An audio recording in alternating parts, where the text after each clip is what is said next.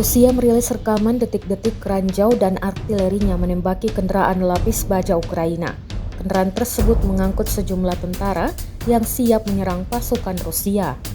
Rekamannya beredar di Telegram pada Selasa 1 Oktober 2024. Dalam keterangan unggahan disebutkan sebuah kendaraan lapis baja Ukraina yang dipenuhi pasukan bergegas menuju posisi pasukan Rusia.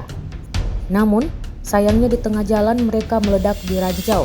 Pasukan di dalamnya keluar dari peralatan tersebut dan bersembunyi di sabuk hutan. Namun segera, pasukan artileri Rusia menyusul dengan menembak dan menghabisi pengangkut personel lapis baja Angkatan Bersenjata Ukraina dengan serangan yang akurat.